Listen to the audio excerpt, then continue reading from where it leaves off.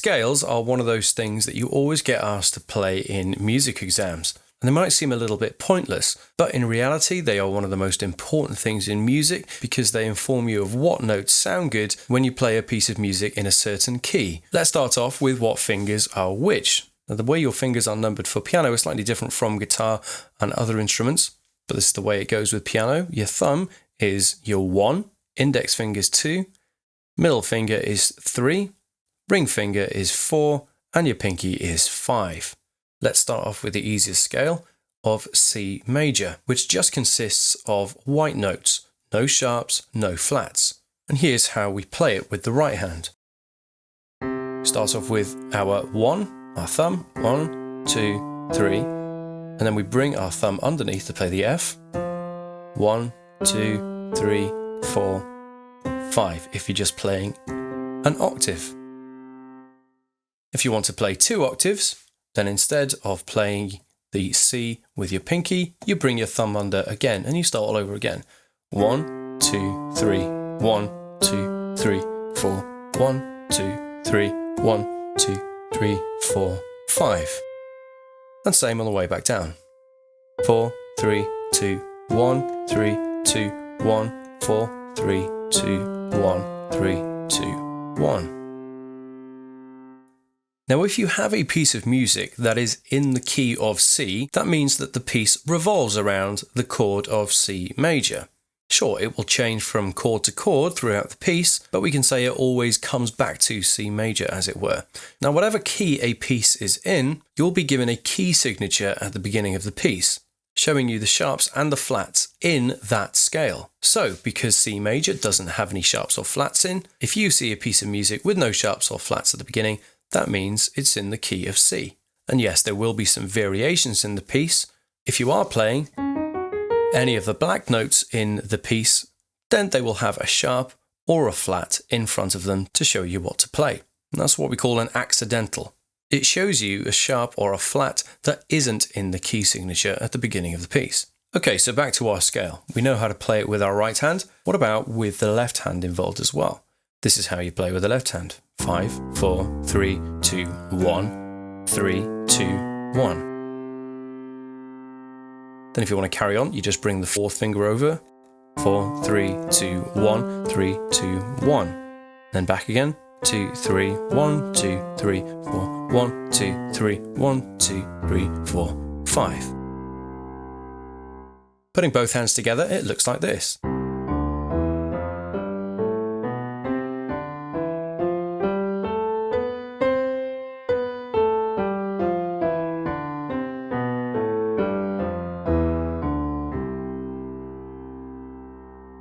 Being able to play scales up to speed takes practice. Don't be under any illusion, it takes time.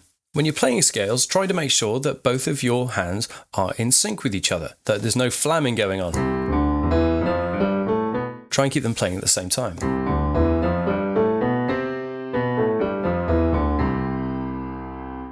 Also, make sure that you don't let go of one note until you press the next one.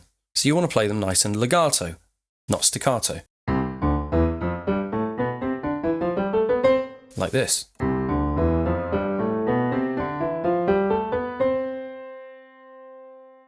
Finally, up to speed.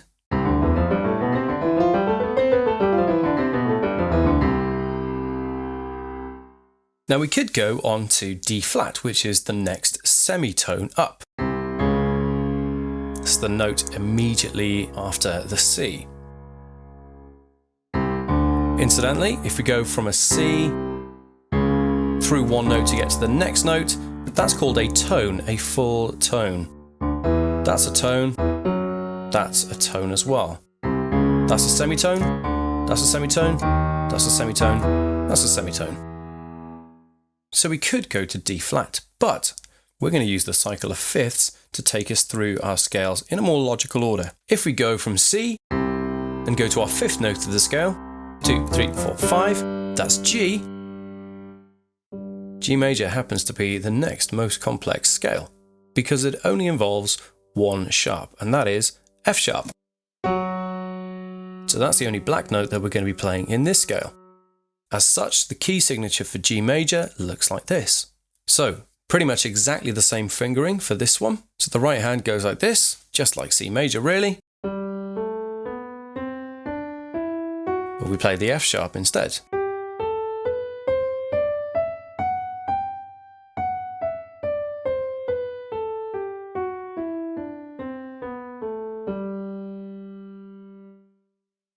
On the left hand.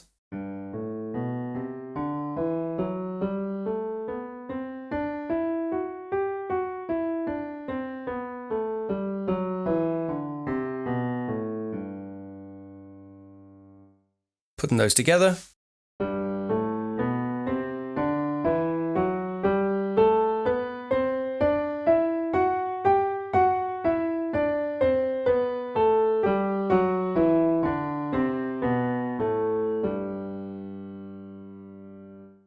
Let's go a fifth higher again.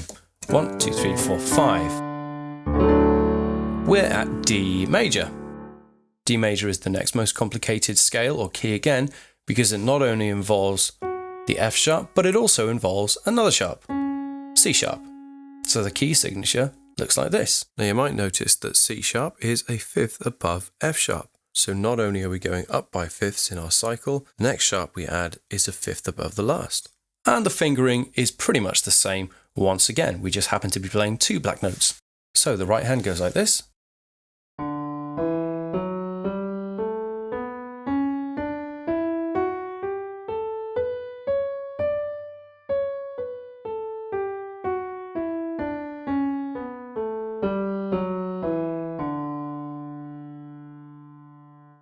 And the left hand goes like this.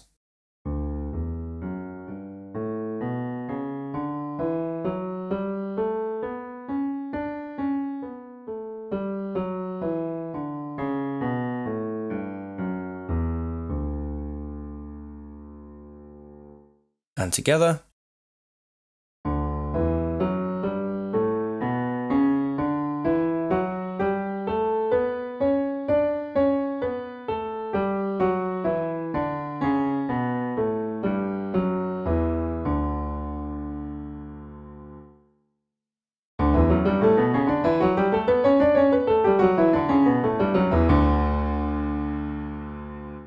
Let's go a fifth higher once more.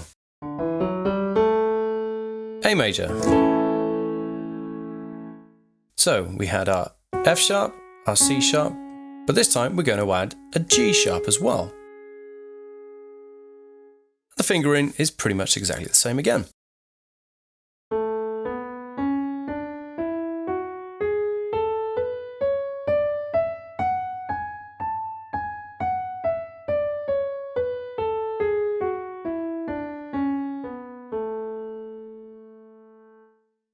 And the left hand.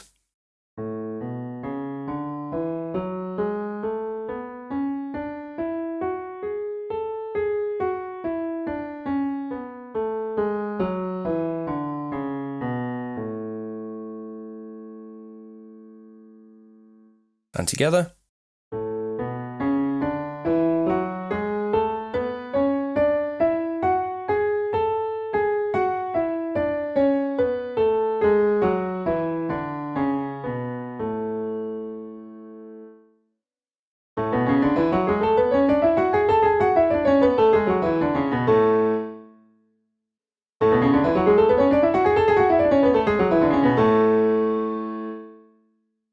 Let's go a fifth higher again. 1, 2, 3, 4, 5. E major. We had 3 sharps, but now we're going to be adding a fourth, and that is D sharp. Again, fingering is the same.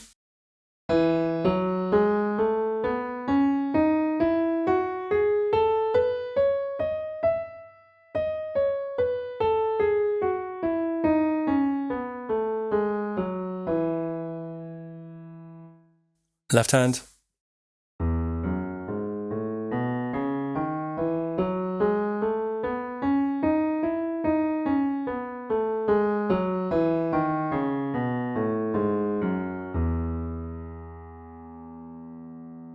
So we've actually gotten to the point where we're only missing out one black note. Putting those two together.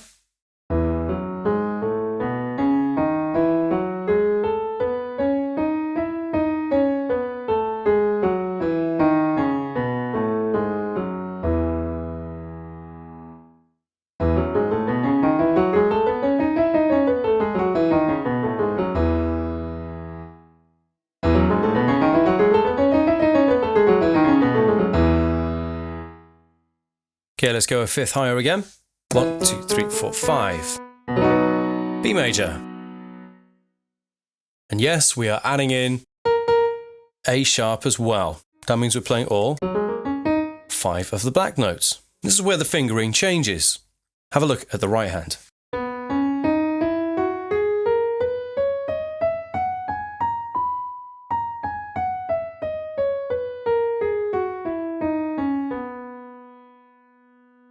So the only white notes we're playing there, B and E. Fingering is the same as the previous scales. However, it changes for the left hand. If we start with the fifth now, makes it really hard to get over to that G sharp. So instead, we start off with our fourth to make sure that our thumb hits that E. Here we go. Starting off with the fourth. 4, 3, 2, 1, 4, 3, 2, 1, 3, 2, 1, 4, 3, 2, 1, and back again.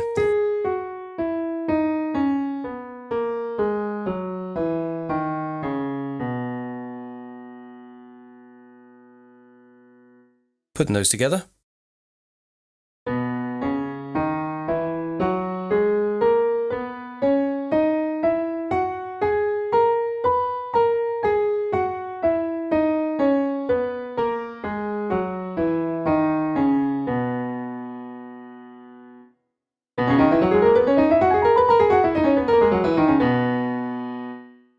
Let's go a fifth higher. Hey, we've now hit a black note. We're now on F sharp major. Now you might be wondering, hang on a second, we played all 5 black notes for B major. How on earth can we add a sixth one in here? Have a look at the scale this time. And yes, the fingering has changed. All good so far? But we're now playing an F when we should have been playing an E. So in reality, we've added in the sharp E sharp. It's not E, it's actually an F, which is E sharp. So here we go, let's do the whole scale with the right hand. So fingerings go 2, 3, 4, 1, 2, 3, 1, 2, 3, 4, 1, 2, 3, 1. Back again.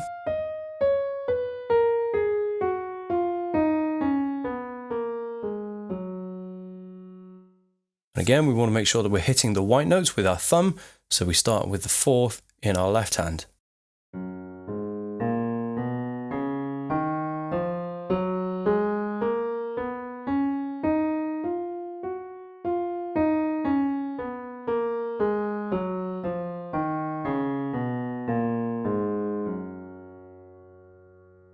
Putting those together.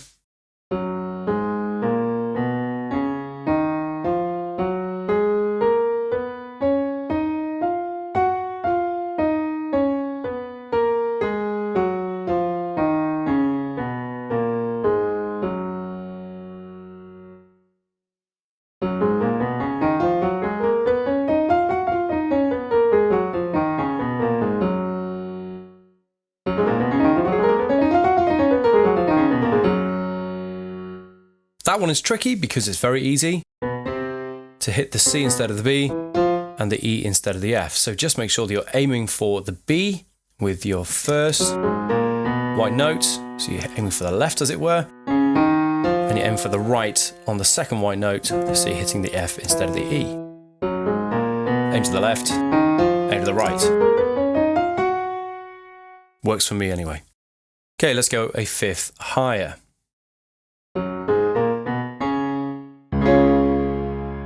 Okay, we're at C sharp major.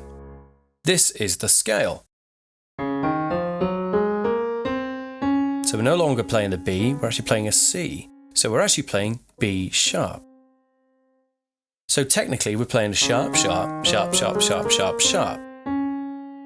So we're playing 7 sharps. Well, if we have a look at the key signature, if it looked like this, it starts to look a little bit messy, doesn't it? And thinking in terms of 7 sharps is really tricky. F sharp and C sharp are where things start to change in the cycle of fifths. We can think about it in terms of playing 7 sharps, or we can think about it in terms of flats instead. Let's call it instead D flat. C sharp and D flat are the same notes. But if we play it in terms of flats instead, we have D flat, E flat, just an F, G flat, A flat, B flat, C, and D flat again. Instead of playing 7 sharps, we're playing 1, 2, 3, 4, 5. 5 flats. If you call C sharp major D flat major instead, the key signature looks like this. So let's have a go at playing this then. Again, we want to hit the white notes with our thumb, so we're going to start off with our 2 in our right hand. 2, 3, 1, 2, 3, 4, so on.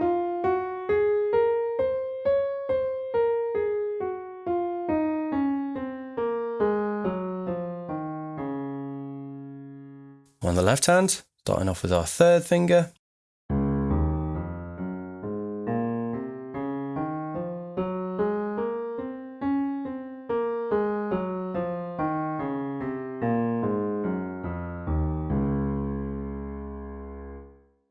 And together.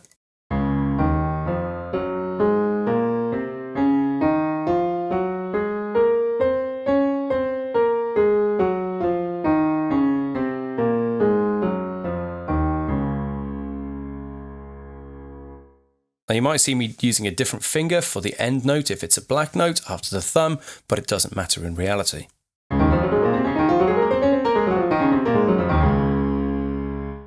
Let's go for a 5th higher.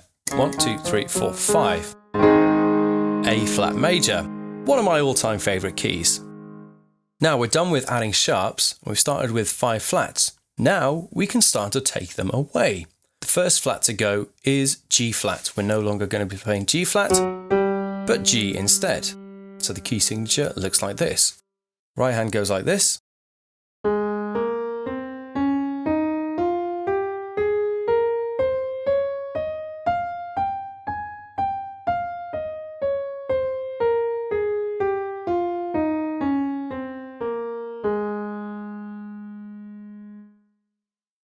And the left hand, starting off with our 3rd finger again.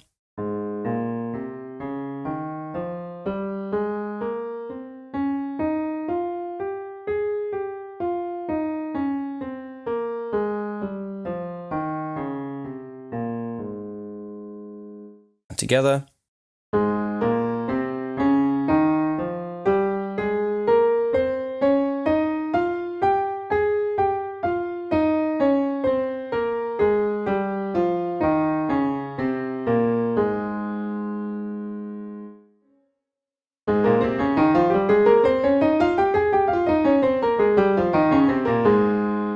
Let's go 5th higher.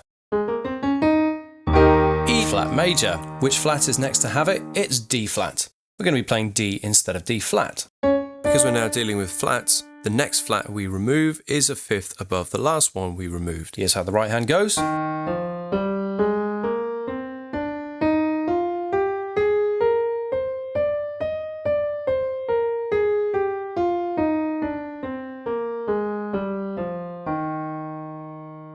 Left hand.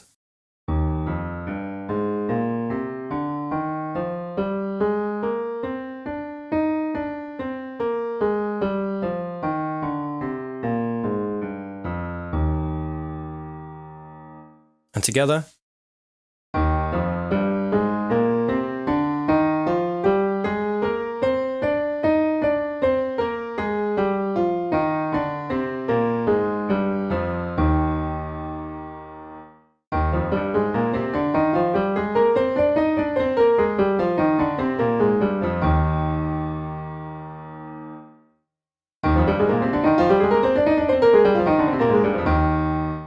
Let's go 1/5 higher.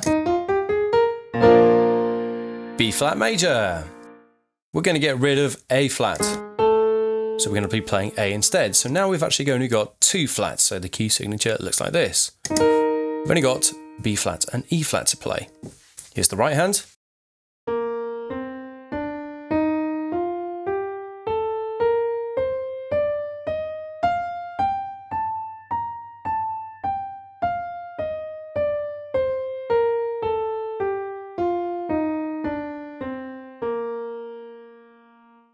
Left hand.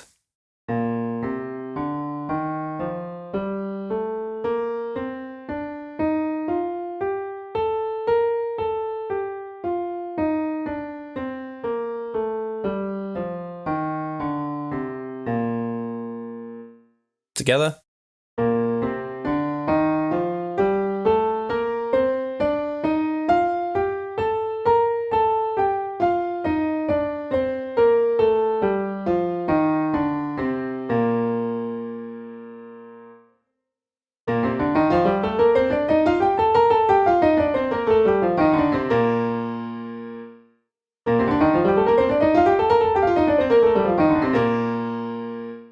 Let's go a fifth higher again. F major. So we get rid of the E flat to just get the E. So the only flat we have left is the B flat. So here's how it goes.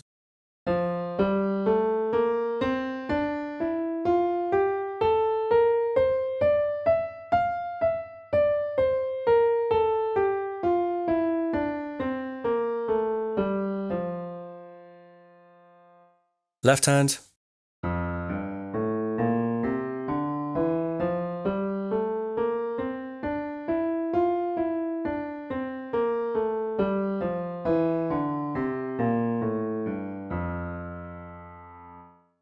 Together.